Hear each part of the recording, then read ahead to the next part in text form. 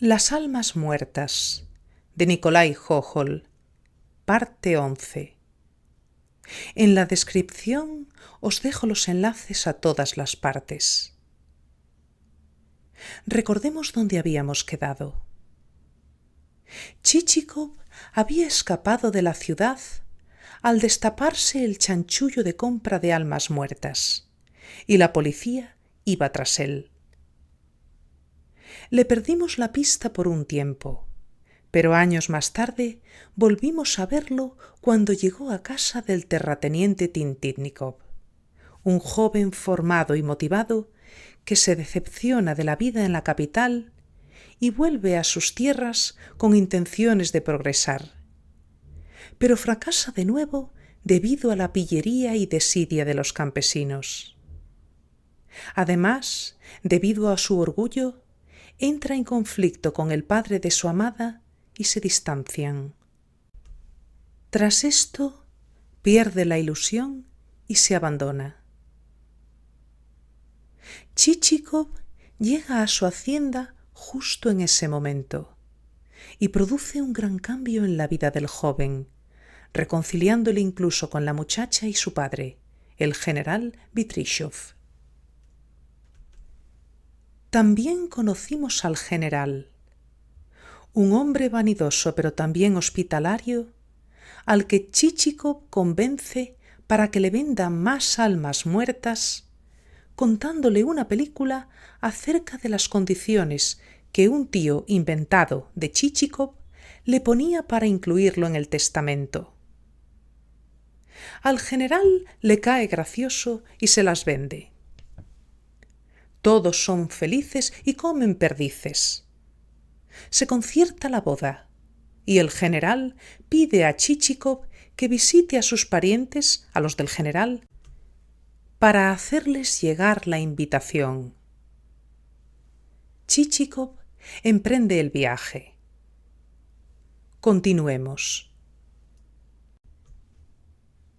En poco más de media hora, los buenos caballos de Chichikov salvaron una distancia de 10 verstas.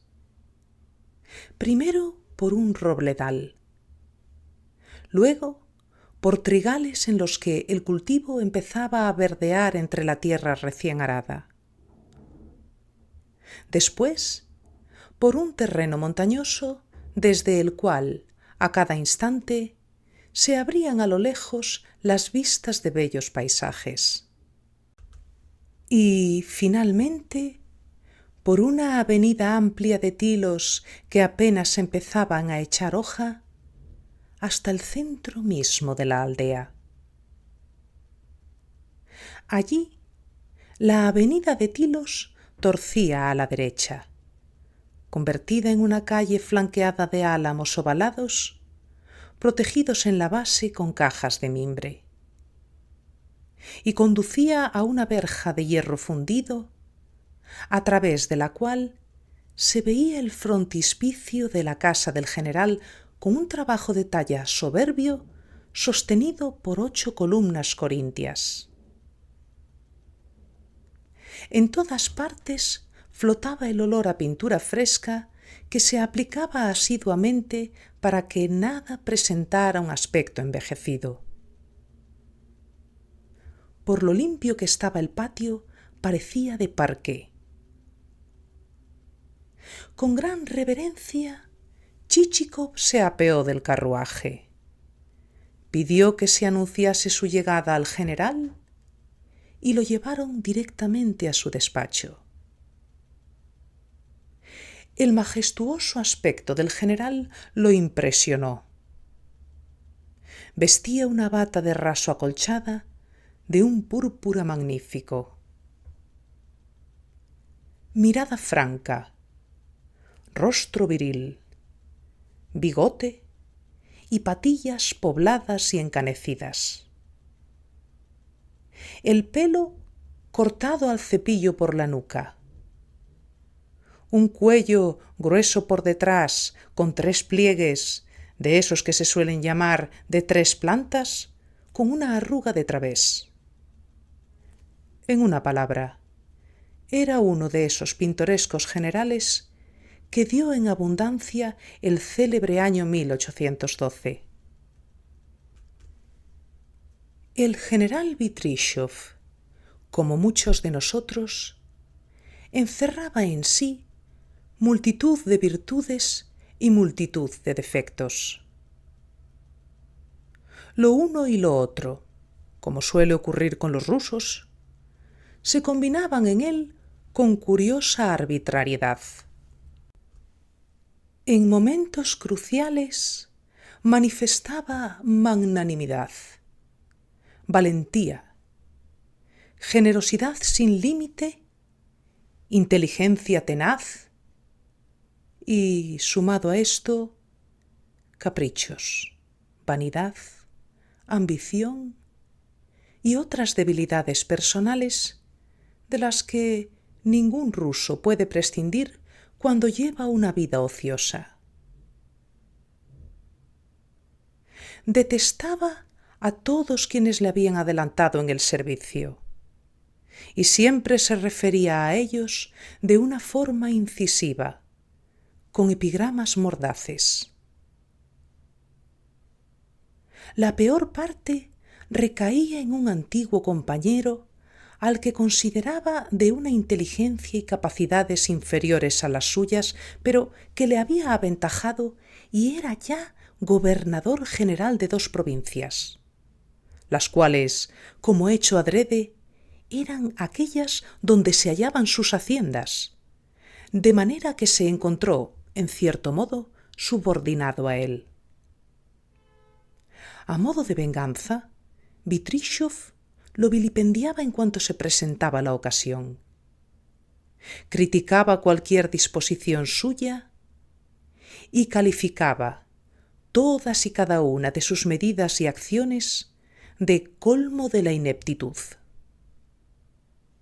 Todo en él era en cierto modo extraño, empezando por la educación, de la cual era un acérrimo defensor.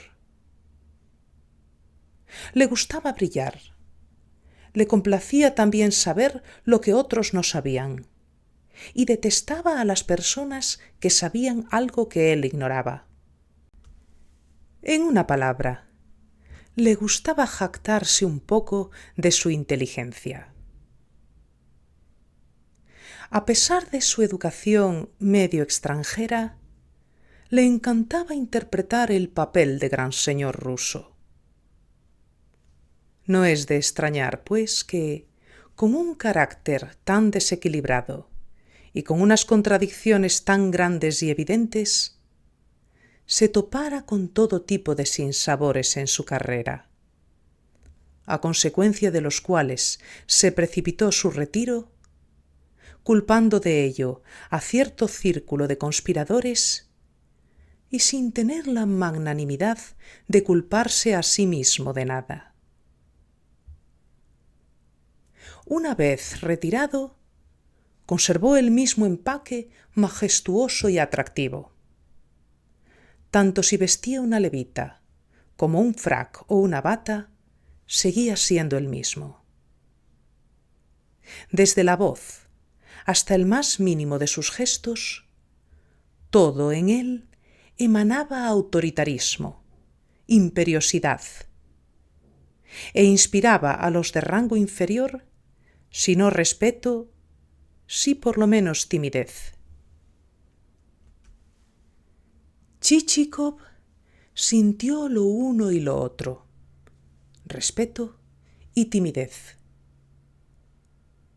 Con la cabeza dignamente inclinada y extendiendo los brazos delante de él como si se dispusiera a levantar una bandeja con tazas, arqueó el torso entero con asombrosa destreza y dijo: «He considerado mi deber presentarme a su excelencia. Dado que siento un profundo respeto por el valor de los hombres que salvaron a nuestra patria en el campo de batalla, he estimado una obligación presentarme personalmente a su excelencia».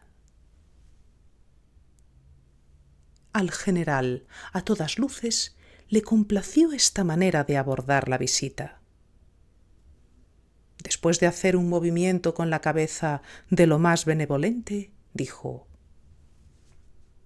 «Mucho gusto en conocerle.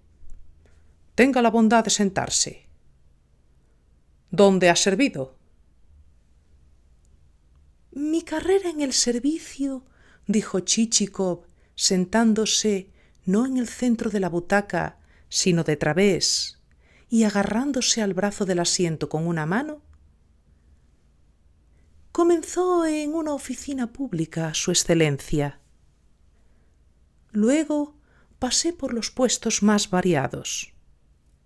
Serví en un juzgado de provincia, en una comisión de obras y en las aduanas.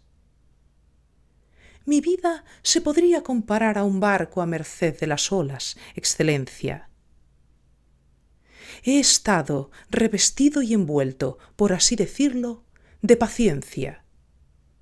Y se puede afirmar que soy la pura encarnación de esa virtud. Y en cuanto a los enemigos que incluso han atentado contra mi vida, no se puede describir ni con palabras, ni con colores, ni con ningún tipo de pincel. De modo que, en el ocaso de mi vida, ya solo busco un rincón donde pasar el resto de mis días. De momento me alojo en casa de un vecino de Su Excelencia». «¿De quién se trata?» «De Tintítnikov, Su Excelencia». El general frunció el ceño. «Oh, Su Excelencia, él lamenta enormemente no haber mostrado el debido respeto». «¿Por qué?» «Por los méritos de Su Excelencia. No encuentra palabras. Dice, si pudiera de alguna manera, porque sé apreciar en su justa medida a los hombres que han salvado a nuestra patria». «Por todos los cielos, ¿a qué se refiere?» «Si no estoy enfadado con él», dijo el general ablandándose. «Llegué a encariñarme de él con todo mi corazón. Y estoy seguro de que, con el tiempo, llegará a ser un hombre de gran provecho». «Se ha permitido unas expresiones del todo justas, Su Excelencia. No cabe duda, es un hombre utilísimo. Puede conquistar con su don de la palabra y sabe manejar la pluma». «Pero escribe al parecer sandeces, versos y cosas por el estilo, ¿verdad?» «No, Su Excelencia, no son sandeces. Es algo práctico. Está escribiendo una historia, Su Excelencia». «¿Una historia? ¿Una historia de qué?» «Una historia...» Chichikov se detuvo, y ya fuera porque tenía delante a un general, o bien para dar más enjundia al tema, añadió: «Una historia de los generales, Su Excelencia». «¿De los generales? ¿De qué generales?» «De los generales en general, Su Excelencia, en su conjunto. Es decir, hablando con propiedad, de los generales de nuestra patria». Chichikov se había embrollado del todo, y, estupefacto, faltó poco para que se maldijera a sí mismo. Y pensó: «Dios mío, qué patochadas estoy diciendo». «Perdóneme, pero no lo acabo de entender. ¿Se refiere a una historia de una época concreta o a distintas biografías? ¿La de todos los generales o solo la de los que participaron en la campaña de 1812? «Eso es, Su Excelencia, de los que participaron en la campaña de 1812». Y dicho esto, pensó: «Ni aunque me maten entendería algo». «¿Y por qué no vino a verme?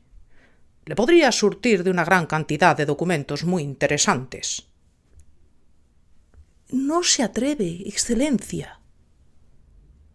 ¡Qué disparate! Y todo por unas palabras de nada. No soy el tipo de hombre que se figura. Incluso estoy dispuesto a ir yo mismo a visitarlo a su casa.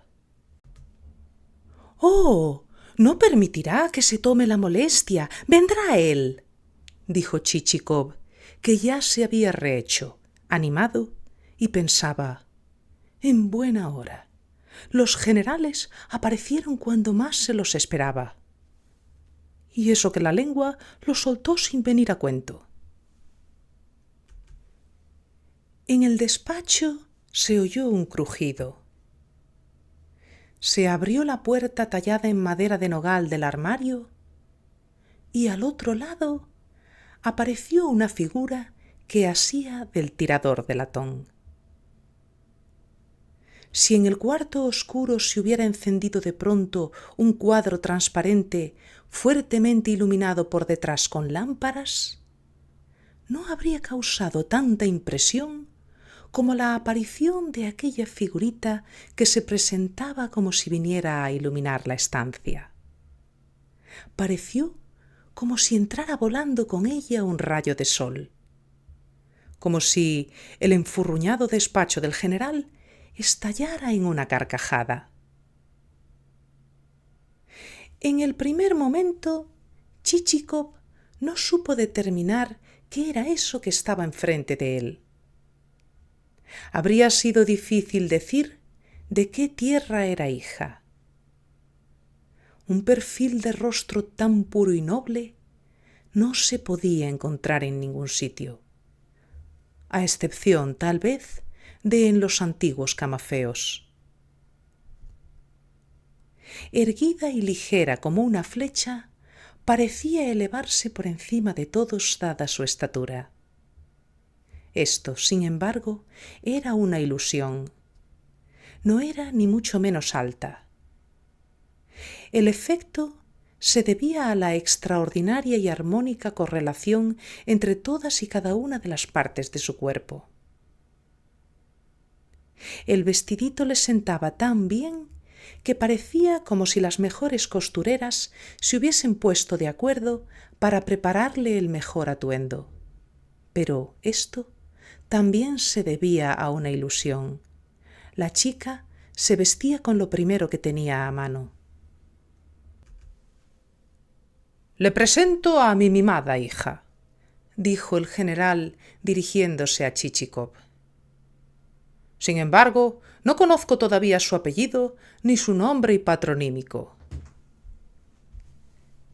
«¿Es necesario conocer el nombre y patronímico de un hombre que todavía no se ha distinguido por sus méritos?», dijo pudorosamente Chichikov, ladeando la cabeza. «Con todo, por otro lado, es preciso saber...»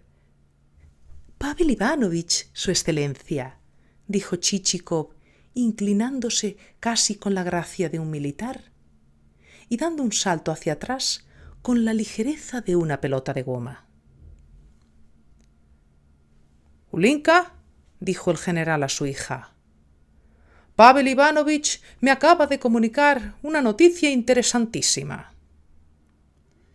Nuestro vecino Tintítnikov no es tan estúpido como suponíamos. Trabaja en un proyecto bastante importante, la historia de los generales de 1812. «¿Y quién creía que era estúpido?», replicó apresuradamente la chica. «¿Acaso ese Vishnekopromov en quien tanto confías, aunque sea una persona vacía y abyecta?»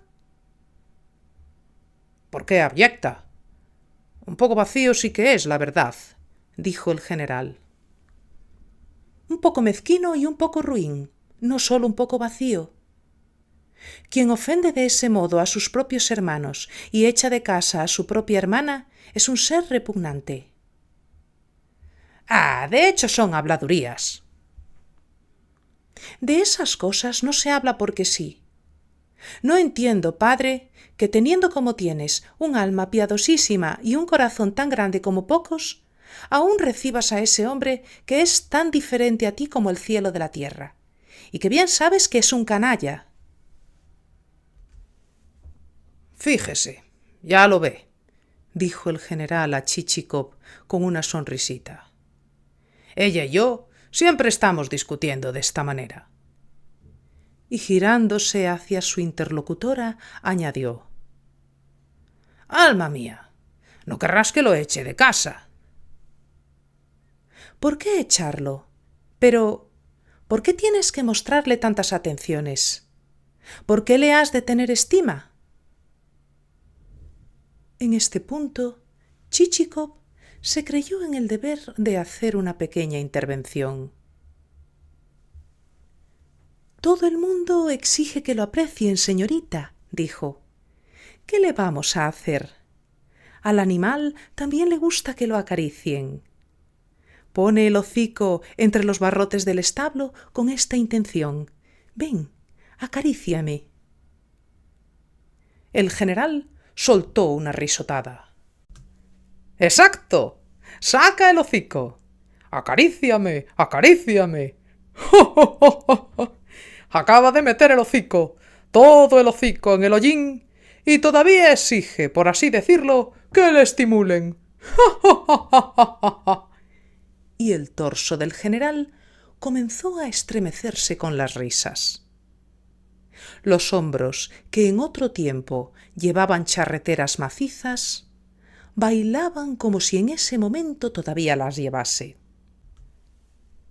Chichikov se permitió también una interjección de hilaridad, aunque, por respeto al general, la soltó con la letra E. Je, y su cuerpo también se zarandeó por las risas, aunque sus hombros no se agitaron, pues nunca habían llevado unas charreteras macizas. Roba, estafa al erario y todavía espera recompensa el muy canalla. No se puede trabajar sin un estímulo, dice. Una expresión dolorosa asomó en el rostro noble y gracioso de la muchacha. ¡Ay, papá! No entiendo cómo puedes reírte. A mí, estos actos indignos lo único que me inspiran es melancolía y nada más. Cuando veo que alguien engaña a la vista de todos y que no es castigado con el desprecio general, no sé qué me pasa. En ese momento me enojo. Incluso me vuelvo mala. Pienso y pienso. Y estuvo a punto de echarse a llorar. Por favor, mujer, no te enfades con nosotros, dijo el general. No tenemos ninguna culpa, ¿no es cierto? Preguntó dirigiéndose a Chichikov. Dame un beso y vete a tu habitación. Yo ahora me vestiré para la comida. Porque tú, añadió mirando fijamente a Chichikov, comerás aquí, en casa, ¿no? Solo si su excelencia... Sin ceremonias. ¿A santo de qué? Gracias a Dios, todavía puedo ofrecerte un plato en la mesa. Hay sopa de col. Chichikov lanzó ambas manos hacia adelante al vuelo e inclinó la cabeza en señal de respeto y agradecimiento, de tal modo que, por un instante, todos los objetos que había en el cuarto desaparecieron de su vista y sólo acertó a ver las puntas de sus botas de caña baja. Y cuando después de haberse quedado un rato en esa postura respetuosa levantó la cabeza otra vez, ya no vio a Ulinka. Había desaparecido. En su lugar había un ayuda de cámara con poblados bigotes y patillas, un gigantón que sostenía una jofaina de plata y una jarra en las manos. ¿Me permites que me vista en tu presencia? No solo vestirse, sino todo lo que le plazca a su excelencia. Después de sacar los brazos de la bata y de arremangarse la camisa, dejando al descubierto sus brazos robustos, el general empezó a lavarse salpicando y resoplando en el agua como un pato. El agua jabonosa volaba en todas direcciones. Les gustan a todos les gustan los estímulos, dijo mientras se frotaba el cuello por todas partes. Míralos, míralos. Sin estímulos ni siquiera robarían. Chichikov estaba de un buen humor indescriptible. De pronto tuvo un arrebato de inspiración. El general es un hombre jovial y bondadoso. ¿Por qué no probar?, pensó. Y al ver que el ayuda de cámara se había retirado con la jofaina, exclamó: «Su Excelencia, ya que es usted tan bueno y tan atento con todos, debo hacerle una última petición». ¿De qué se trata? Chichikov miró a su alrededor. Tengo un tío, Su Excelencia, un viejo chocho que posee 300 almas y 2000 desiatinas. Cada desiatina equivale a algo más de 1 hectárea. Y soy su único heredero. Su vejez le impide dirigir la hacienda, pero tampoco me la quiere ceder. Y la razón que arguye no puede ser más extraña. No conozco a mi sobrino, dice. Quizás sea un papanatas. Que me demuestre que es un hombre de fiar. Que adquiera por sus propios medios 300 almas y entonces le cederé mis 300. ¿Qué pasa? ¿Es imbécil?, preguntó el general. Si solo fuera imbécil, sería únicamente de su incumbencia, pero... ¿Y mi situación, Su Excelencia? El viejo se ha liado con una ama de llaves y ésta tiene hijos. A ver si se lo deja todo a ellos. El viejo estúpido ha perdido el juicio. Eso es todo, dijo el general.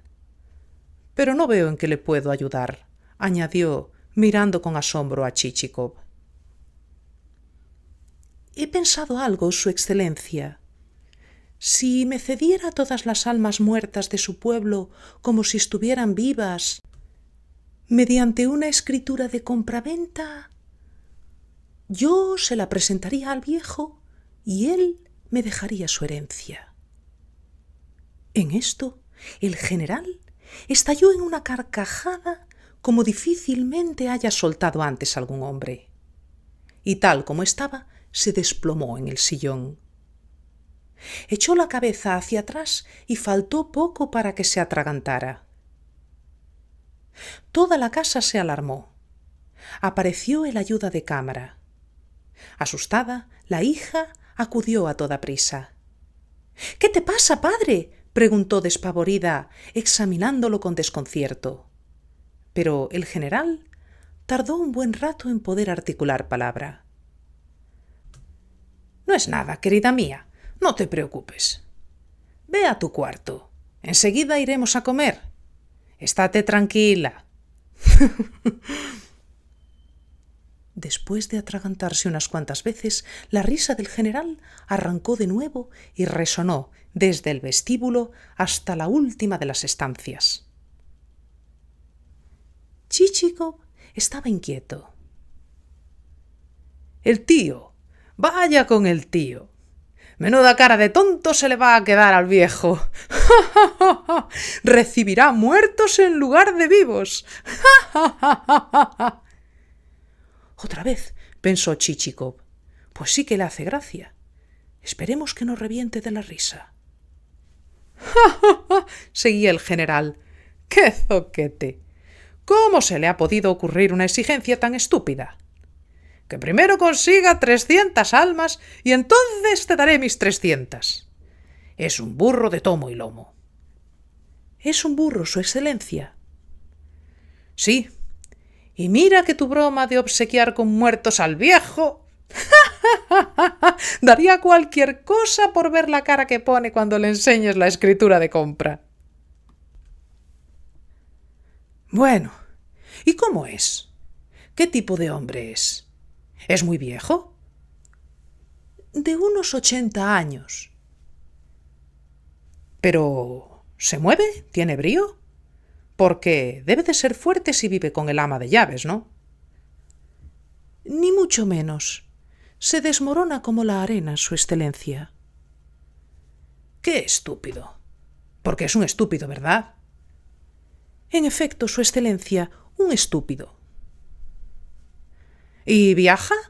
¿Hace vida social? ¿Todavía se aguanta sobre sus piernas?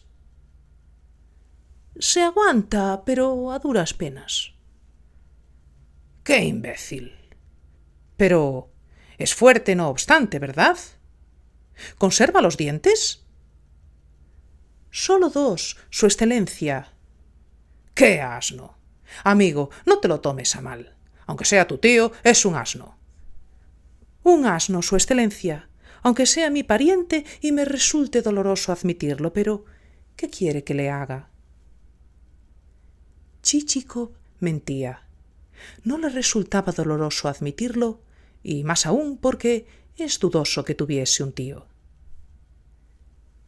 Así pues, Su Excelencia me cedería... ¿Que te ceda las almas muertas? Por esa ocurrencia te las daría con tierras y casas. Llévate todo el cementerio. El viejo. ¡Ay, pero menudo viejo! Menuda cara se le va a quedar al tío. Y la risa del general volvió a resonar por todas las habitaciones generalicias.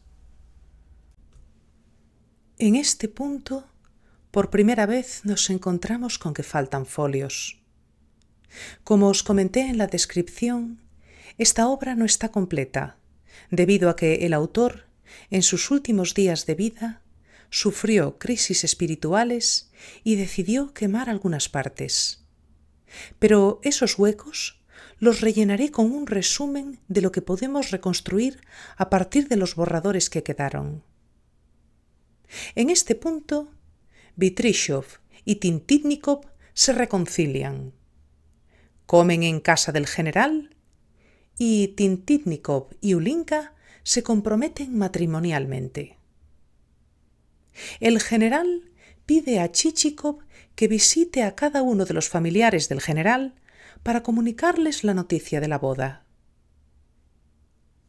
Chichikov llega a casa de uno de los parientes, el coronel Kashkaryov. Y en este punto llegamos al inicio del capítulo 3, que sí que se conserva. Continuemos. Capítulo 3.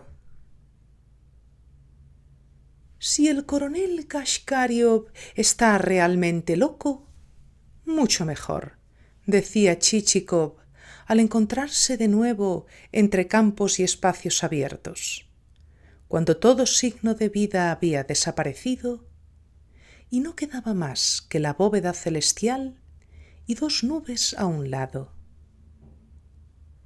Silifán, ¿te enteraste como es debido de cuál es el camino para ir a casa del coronel Kashkaryov? Pavel Ivanovich, tenga la bondad de ver que estuve ocupado en preparar el coche y que no tuve tiempo para eso. Pero Pitrashka se lo preguntó al cochero del general. ¡Qué idiota! Te tengo dicho que no se puede confiar en Pitrashka. Pitrashka es un zopenco. Pitrashka es un mentecato. Pitrashka seguramente ahora mismo ya va borracho. Pero si para eso no se necesita ser una lumbrera, intervino Pitrashka, volviéndose a medias y mirando con el rabillo del ojo. Al bajar la cuesta hay que continuar por el prado. Eso es todo. ¿Y tú? Además de aguardiente, ¿no te has echado nada más al coleto? Buena pieza estás hecho, buena pieza. No hay duda de que, por tu prestancia, eres la admiración de Europa. Dicho esto, Chichikov se acarició la barbilla y pensó: hay que ver qué diferencia hay entre un ciudadano culto y un rudo lacayo de cara fea. Entretanto, la calesa empezó a bajar la cuesta. De nuevo se abrieron ante ellos prados y campos abiertos con bosquecillos de álamos dispersos. Sacudiéndose levemente sobre sus elásticas ballestas, el cómodo carruaje siguió descendiendo con cautela la suave pendiente.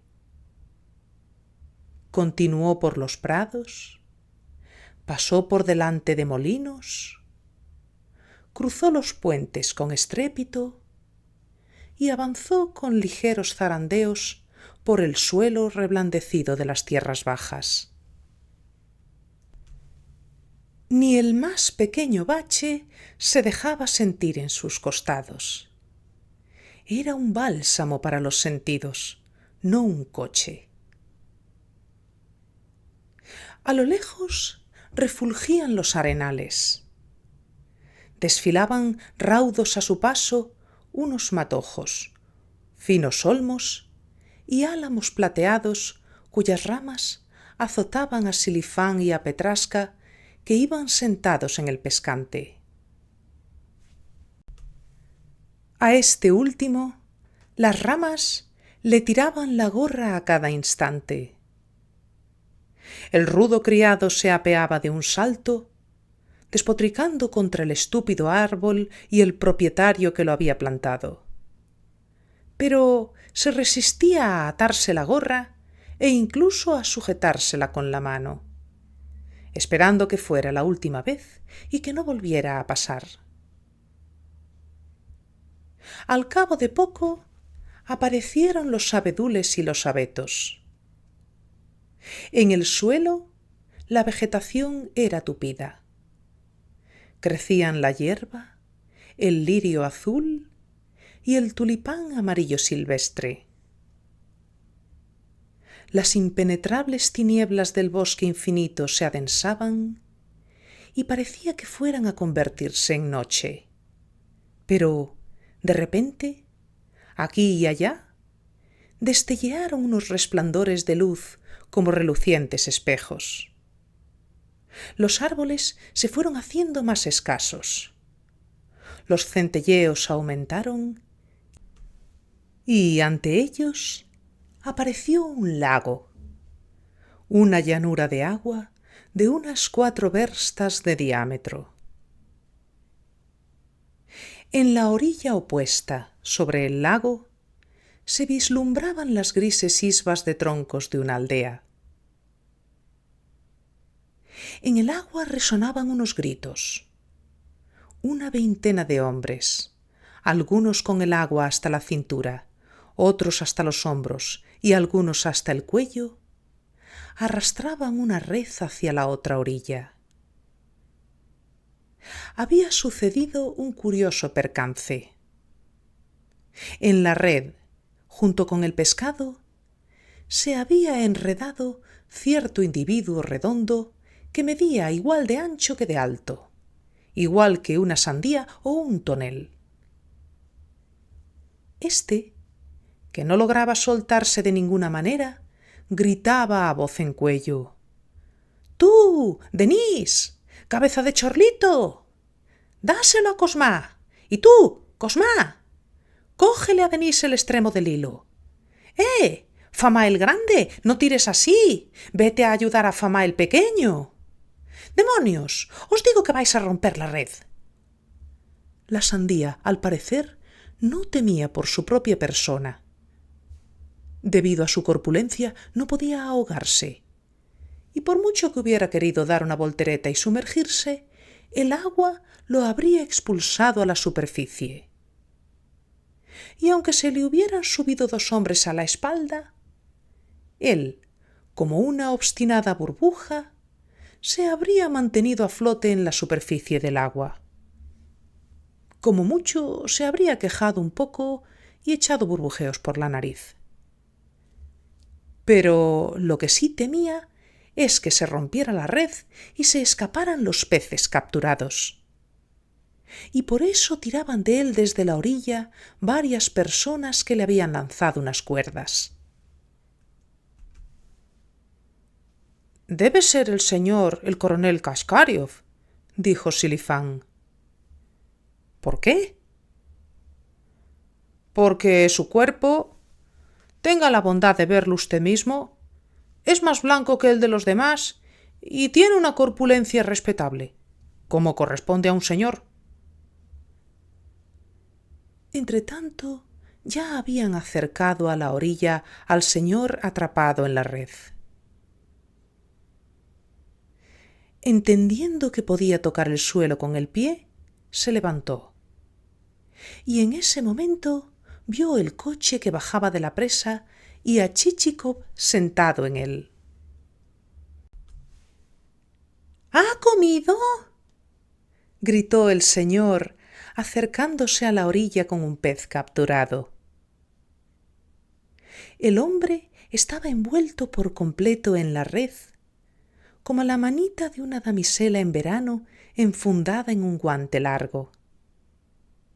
Y se protegía los ojos del sol con una mano a modo de visera, mientras que la otra la mantenía un poco más abajo, a la manera de la Venus de Médici al salir del baño.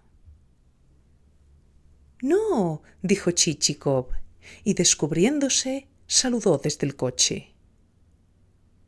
«Entonces puede dar gracias a Dios». «¿Por qué?», preguntó Chichikov, curioso, con la gorra aún en la cabeza. «Verá. Fama el pequeño, deja la red y saca el esturión de la tina. Y tú, Zopenko, acércate a echar una mano, Kosma». Los dos pescadores sacaron de la tina la cabeza de un auténtico monstruo. «Pero bueno, si es todo un príncipe. Ha salido del río», gritó el señor Redondo. «Vaya a casa. Cochero, toma el camino de abajo, el que pasa por el huerto. Fama el grande, Zopenko, corre a quitar la barrera. Él te acompañará. Yo voy ahora mismo».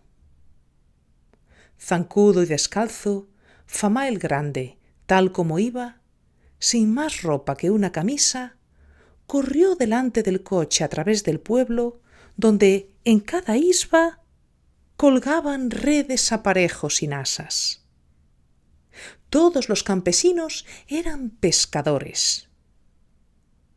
Luego retiraron la barrera de un huerto y el coche avanzó a través de los huertos hasta la plaza, cerca de una iglesia de madera.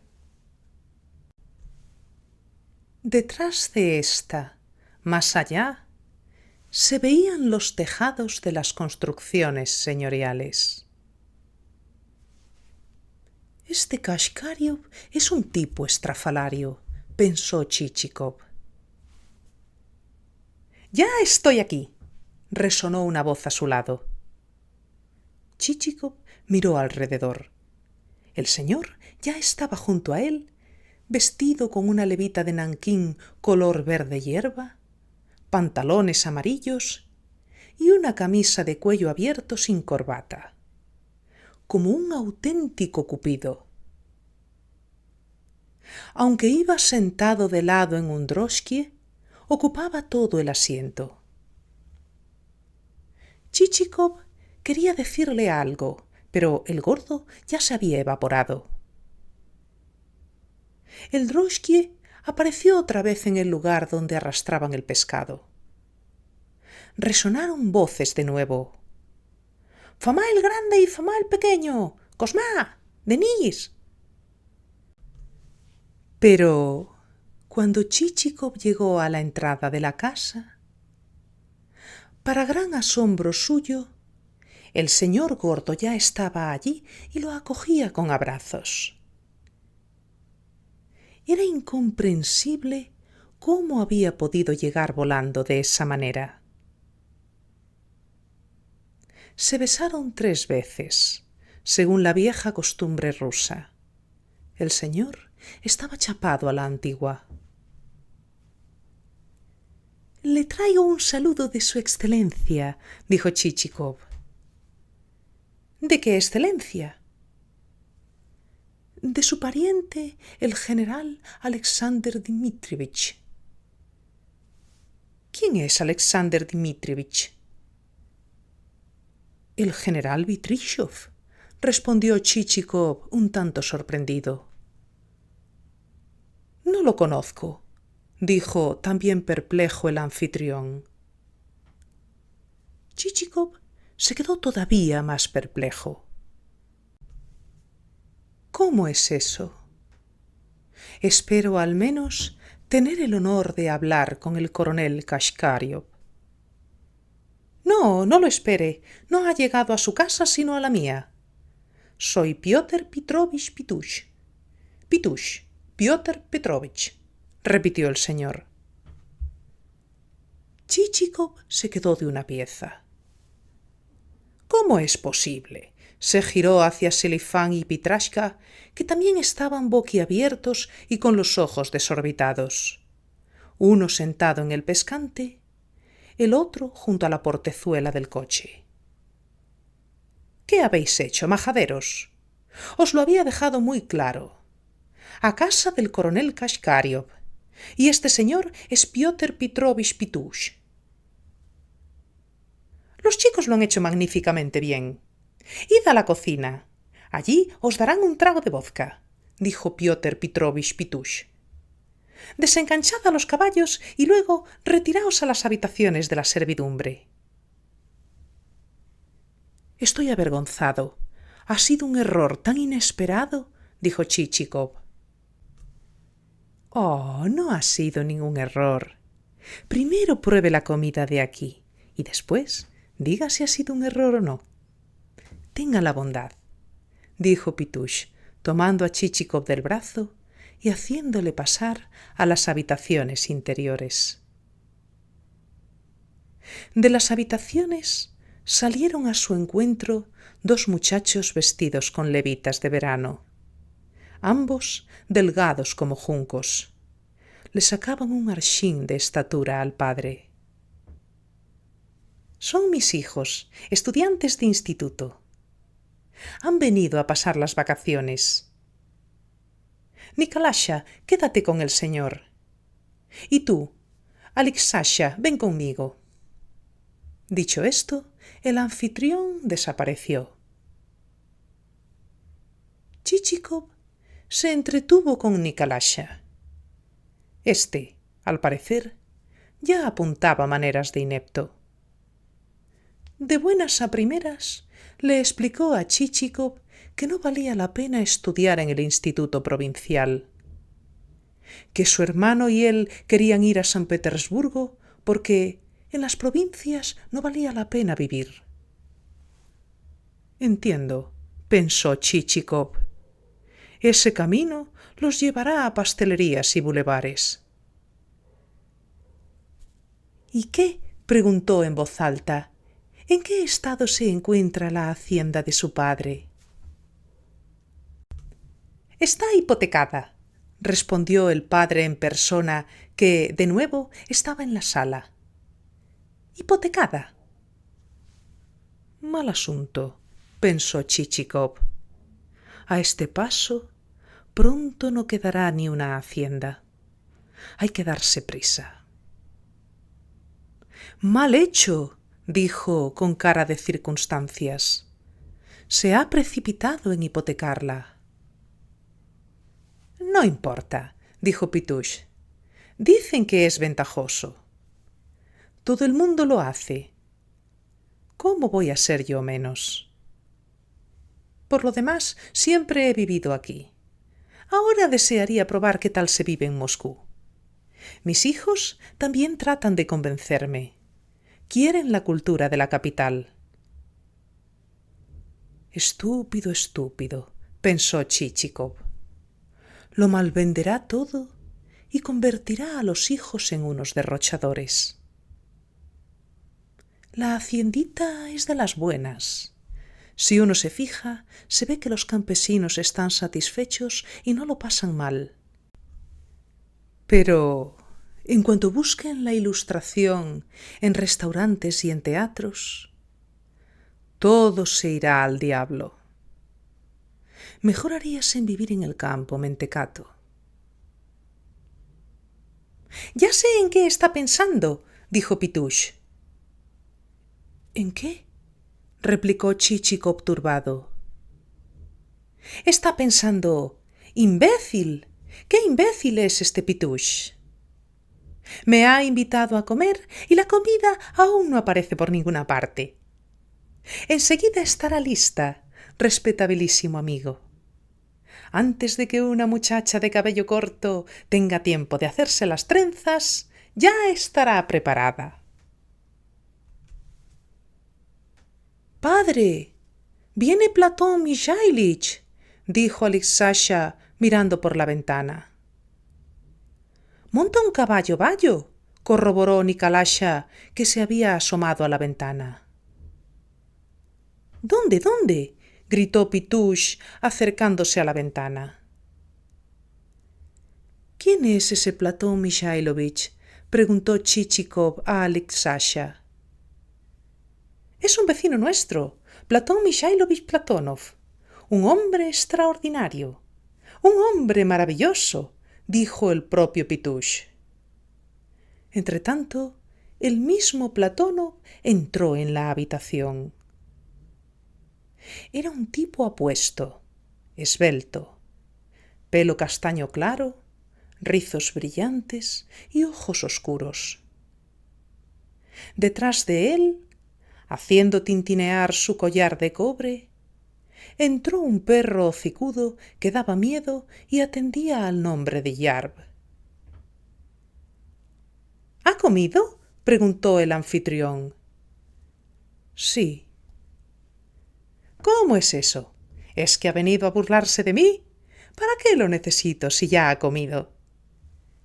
El visitante, soltando una risilla, dijo: —Cálmese, no he probado bocado, pero no tengo nada de apetito. —Si viera lo que hemos pescado, qué esturión nos ha caído, qué truchas y qué carpas. Me angustia incluso escucharlo. ¿Por qué está siempre tan contento?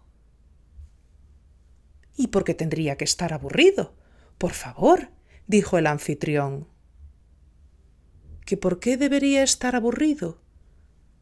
Pues porque la vida es aburrida. Lo que pasa es que come como un pajarito. Pruebe a llenarse el estómago como es debido y ya verá. El tedio se inventó hace poco. Antes nadie se aburría. Bueno, basta ya de presumir. ¿Acaso nunca se aburre? ¿Nunca? No sé lo que es. No me queda tiempo para aburrirme.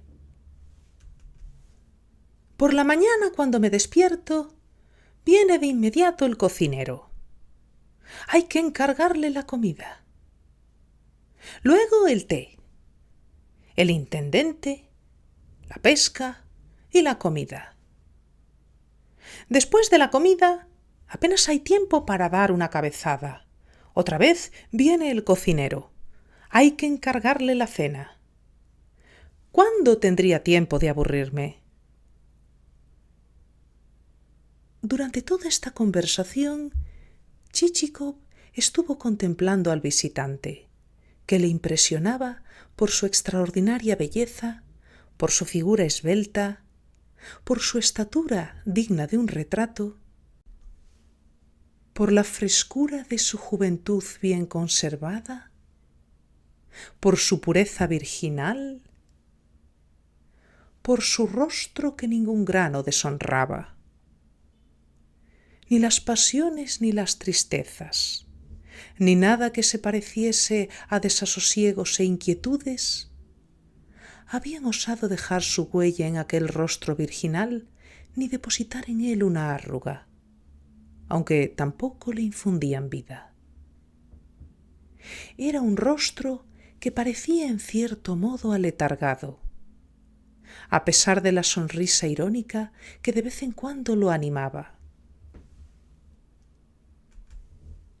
Del mismo modo, si me permite la observación, dijo Chichikov, no puedo comprender cómo se aburre con un aspecto como el suyo. Por supuesto, si falta el dinero, o hay enemigos a veces dispuestos a atentar contra la propia vida de uno. Créame, le interrumpió el apuesto invitado, si le digo que, para variar, a veces desearía tener algún desvelo. Si al menos alguien me sacara de mis casillas. Pero ni eso. Me aburro y basta. ¿Acaso no tiene suficientes tierras en su hacienda? ¿O es que dispone de poca cantidad de almas? Nada de eso. Entre mi hermano y yo poseemos 10.000 desiatinas donde hay más de 1.000 campesinos. Es extraño, no lo entiendo. ¿Acaso ha habido malas cosechas? ¿Enfermedades? ¿Se les han muerto muchos campesinos? Al contrario, todo va como la seda. Y mi hermano es inmejorable a la hora de manejar los asuntos de la finca. ¿Y se aburre?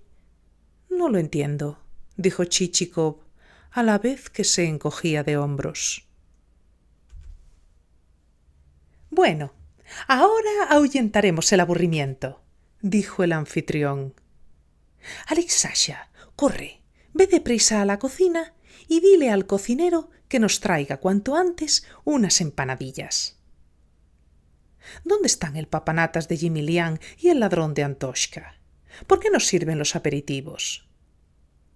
Pero la puerta se abrió y el papanatas de Yemelyan y el ladrón de Antoshka aparecieron con las servilletas, pusieron la mesa y dejaron una bandeja con 6 garrafas de licores multicolores. Enseguida, alrededor de las bandejas y de las garrafas, se formó un collar de platos con toda clase de manjares suculentos. Los criados se movían con agilidad. No dejaban de traer comida en platos cubiertos, a través de los cuales se oía el chisporroteo del aceite.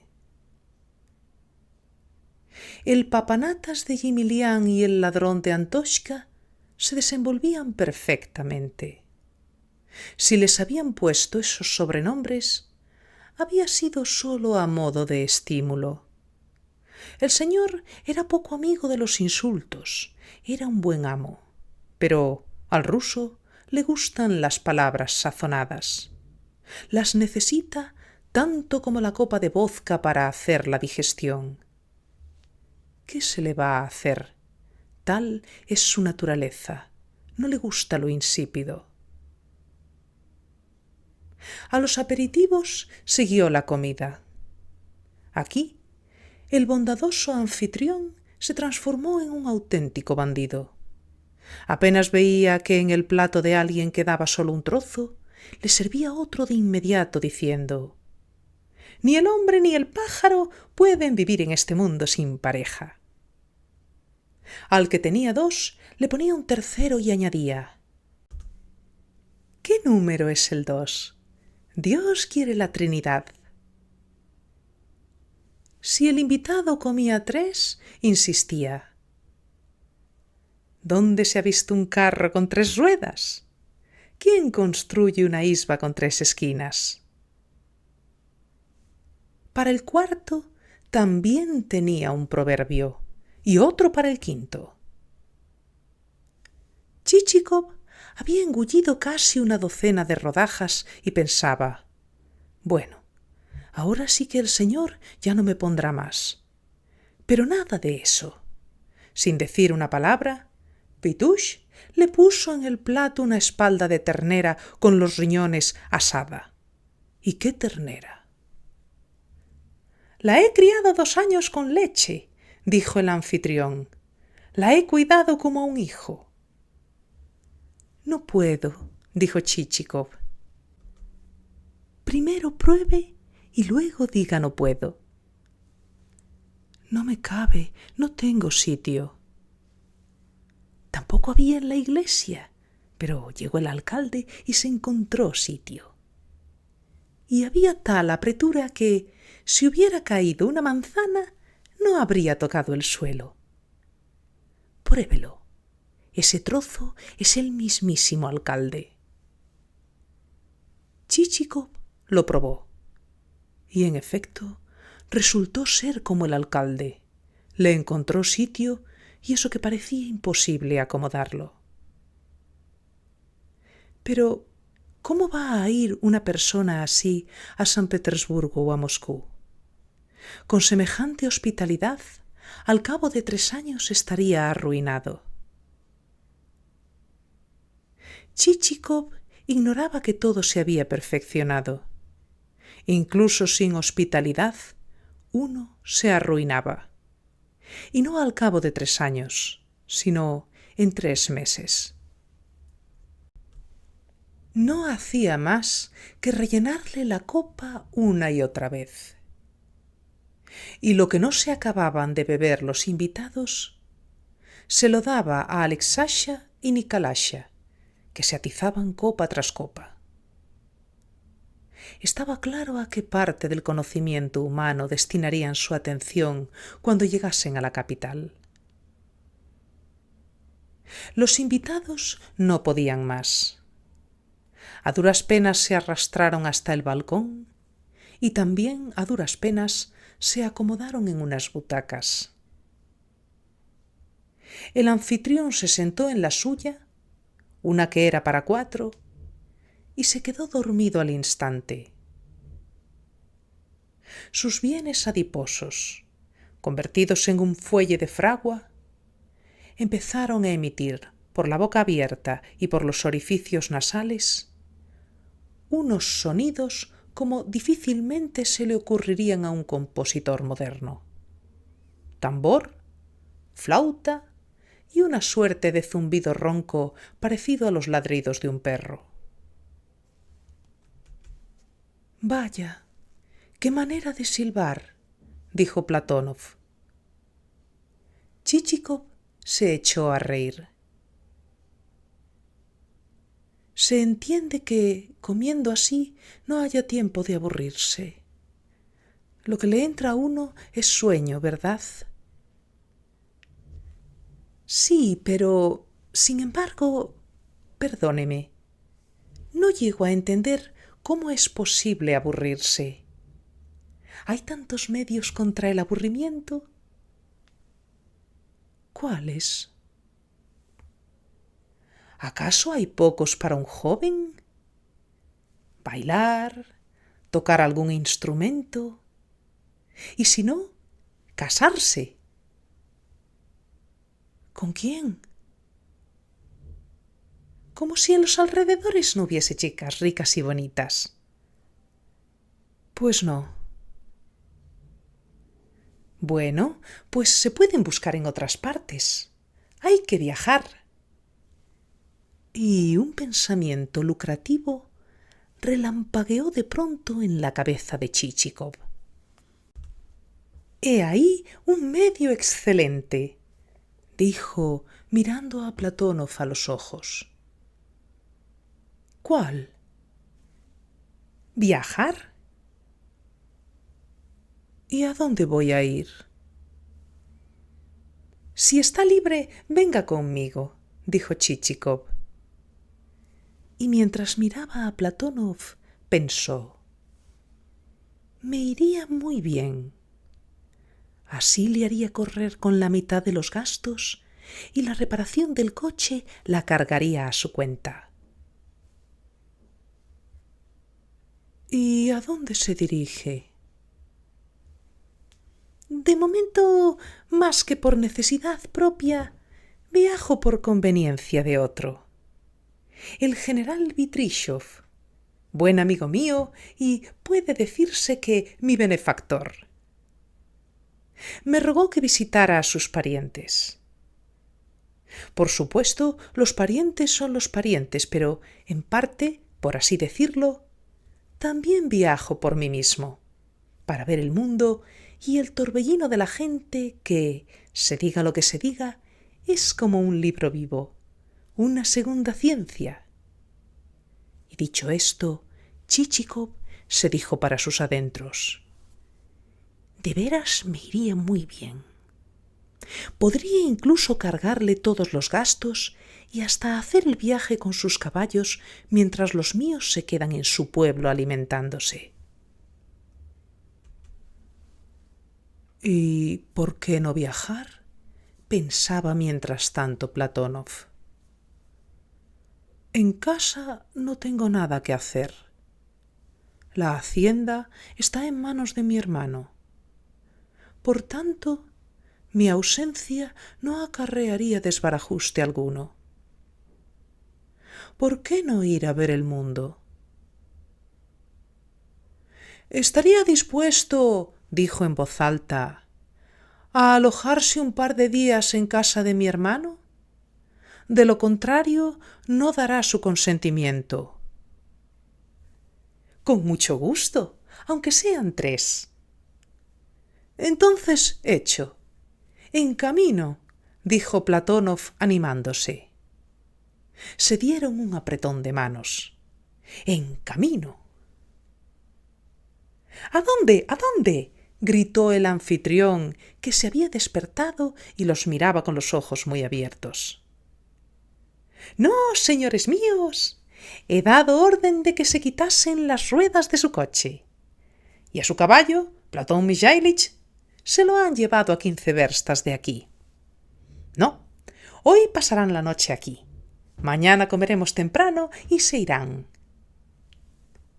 ¿Qué podían hacer con Pitush? No hubo más remedio que quedarse. A cambio, fueron obsequiados con una asombrosa tarde de primavera. El anfitrión organizó un paseo por el río. 12 remeros, con sus 24 remos, los llevaron cantando por la lisa superficie del lago que parecía un espejo. Del lago desembocaron en el río, que corría anchuroso entre orillas de suave pendiente a ambos lados, acercándose sin cesar a las cuerdas que cruzaban el río dispuestas para la pesca. En el agua no se movía la menor corriente. Ante ellos aparecían mudos los paisajes uno tras otro. Bosquecillo tras bosquecillo embelesaban la vista con la variada distribución de los árboles. Los remeros agarraron los 24 remos simultáneamente y de repente los levantaron del agua, de modo que la barca, como un pájaro ligero, surcó a toda prisa la inmóvil superficie cristalina. El joven solista, un muchacho de espalda grande, el tercero a partir del timón, comenzó a cantar con voz sonora y pura, y resonaron, como de la garganta de un ruiseñor, las estrofas iniciales de una canción. Otros 5 lo acompañaron, y luego los 6 restantes se sumaron, y la canción se fue extendiendo inmensa como Rusia. Pitush también se unía, y añadía un punto de apoyo cuando la fuerza del coro se debilitaba, de modo que incluso Chichikov sentía que era ruso. Solo Platónov pensaba: ¿qué tiene de bueno esta canción triste? Hace que a uno le invada aún más la melancolía. Cuando volvieron ya anochecía. Los remos batían el agua en la oscuridad, un agua que ya no reflejaba el cielo. A oscuras atracaron en la orilla donde se habían encendido algunas hogueras. Sobre unas trébedes, los pescadores cocinaban una sopa con gobios que aún palpitaban. Todo el mundo había vuelto ya a casa. El ganado y las aves de corral se habían recogido hacía rato, y el polvo que habían levantado ya se había depositado en el suelo. Los pastores que los habían llevado a cubierto estaban plantados junto a las puertas, esperando las jarras de leche y la invitación a probar la sopa de pescado. En las tinieblas se oía un leve rumor de voces y el ladrido de perros que llegaba desde las aldeas vecinas. La luna se había elevado y empezó a iluminar los alrededores sumidos en la penumbra hasta que, finalmente, todo se llenó de luz. Era un cuadro magnífico, pero no había nadie para admirarlo. Nikalasha y Alixasha, en lugar de pasar por delante de esta estampa a lomos de dos potros fogosos, compitiendo por ver quién era el más veloz, pensaban en Moscú, en las pastelerías y en los teatros de los que les había hablado un cadete de la capital. Su padre pensaba con qué iba a alimentar a los invitados. Platónov bostezaba. El más animado de todos era Chichikov. Sí, no cabe duda. Algún día me compraré una pequeña aldea. Y se puso a imaginar a su futura mujercita y a los pequeños Chichikov. Para la cena, otra vez se atiborraron. Cuando Pavel Ivanovich entró en la habitación que le habían asignado y se estiró en la cama, se palpó el vientre y pensó. «Un tambor», dijo. «Ningún alcalde entraría aquí». Daba la casualidad de que, pared con pared, se encontraba el despacho del anfitrión. El muro era delgado y se oía todo lo que se hablaba al otro lado. El anfitrión hablaba con el cocinero y le encargaba una comida en toda regla a fin de que se sirviera al día siguiente para lo que él llamaba desayuno temprano. ¿Y de qué manera la encargaba? A un muerto le habría despertado el apetito. «Demonios, no me dejará dormir», pensó Chichikov. Y se envolvió la cabeza con la manta para no oír nada. Pero a través de la manta siguió oyéndolo todo. Por fin Chichikov se quedó dormido. Al día siguiente los invitados se dieron tal atracón que Platónov se veía incapaz de montar a caballo. Enviaron a su garañón a casa con un mozo de cuadra de Pitush y los dos se acomodaron en el coche. «Esto ya es demasiado», dijo Chichikov cuando salieron del patio. «Y además no se aburre. Eso sí que me asquea», exclamó Platónov. «Si yo tuviera una renta anual de 70.000 rublos como tú», pensó Chichikov, «no dejaría que el aburrimiento se me acercara». «¿No le importaría que hiciéramos una parada? Me gustaría despedirme de mi hermana y de mi cuñado». «Con mucho gusto», respondió Chichikov. «Si le interesa una buena administración, le gustará conocerlo», dijo Platónov. «No hay un administrador mejor que él. En 10 años ha conseguido que una finca que rentaba 30.000 rublos al año ahora dé 200.000. «Oh, ya veo.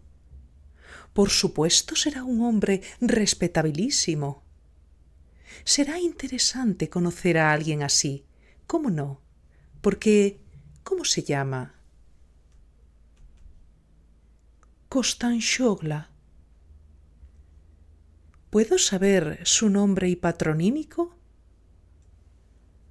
Konstantin Fyodorovich. Konstantin Fyodorovich Kostanxogla. Será muy interesante que me lo presente. Se aprende mucho cuando se conoce a gente así. Platónov se impuso la tarea de guiar a Silifán. Era necesario porque a duras penas se mantenía en el pescante. Pitrashka se cayó 2 veces del coche y al final tuvieron que atarlo al asiento exterior. ¡Qué animal!, repetía sin cesar Chichikov. Mire, aquí empiezan sus tierras, dijo Platónov. Tienen un aspecto totalmente diferente. En efecto, más allá del campo se había efectuado una repoblación forestal. Los árboles, idénticos, se erguían como flechas. Detrás había otros ya crecidos, aunque también jóvenes. Después, un bosque viejo con árboles a cual más alto. Luego venía otra franja de campo cubierta de bosque frondoso. Y otra vez, de la misma manera, un bosque joven y otra vez uno viejo. 3 veces atravesaron, como si fueran las puertas de una muralla, aquellas zonas boscosas. Todo esto ha crecido en unos 8 o 10 años, mientras que otro ni en 20 años lo conseguiría. ¿Y cómo lo hizo? Pregúnteselo a él. Es un buen agrónomo. No hace nada en balde. Además de conocer el suelo, sabe lo que conviene en cada sitio. ¿Qué cereal hay que sembrar al lado de cada árbol? Y cada uno de sus hombres tiene que atender a 3 o 4 trabajos a la vez. Sus bosques, además de dar leña, sirven, dependiendo del sitio en que crezcan, para proporcionar humedad, enriquecer el suelo con las hojas caídas o dar sombra. Cuando alrededor azota la sequía, sus tierras ni se enteran. Cuando alrededor se pierden las cosechas, él no sufre pérdida alguna. Es una pena que yo no sepa mucho de esta materia. No sé explicarlo, pero hace cada cosa. Lo consideran un mago. En efecto, es un hombre admirable, pensó Chichikov. Es muy triste que este joven sea tan superficial y no sepa explicarlo. Finalmente apareció el pueblo. Como una ciudad, una multitud de isbas se extendía sobre 3 colinas coronadas por 3 iglesias y rodeada por doquier de hacinas y almiares enormes. Sí, pensó Chichikov, es evidente que aquí vive un amo de primera. Las isbas eran todas muy sólidas. Las calles estaban bien cuidadas. Si en algún lugar había un carro, el carro era sólido y nuevo. Si aparecía un campesino, tenía cierta expresión de inteligencia en el rostro. Las reses eran selectas. Incluso los cerdos de los campesinos presentaban un aspecto noble. Era evidente que allí, como dice la canción, vivían unos campesinos que apaleaban oro. No había parques a la inglesa, ni césped, ni ningún tipo de fantasía, sino que se explayaba, al viejo estilo, una avenida de cobertizos y de casas de trabajadores, hasta la misma mansión del dueño, de modo que éste podía ver lo que acontecía a su alrededor. Y como colofón, en lo alto de la casa había una linterna desde la que se divisaba todo el entorno en un radio de 15 verstas a la redonda. Bueno, hasta aquí este capítulo. Espero que estéis disfrutando de esta novela. Dentro de una semana subiré el siguiente capítulo. Si os ha gustado, dadle a me gusta y suscribiros. Así puedo saber qué libros os van gustando más. Un abrazo. Nos vemos.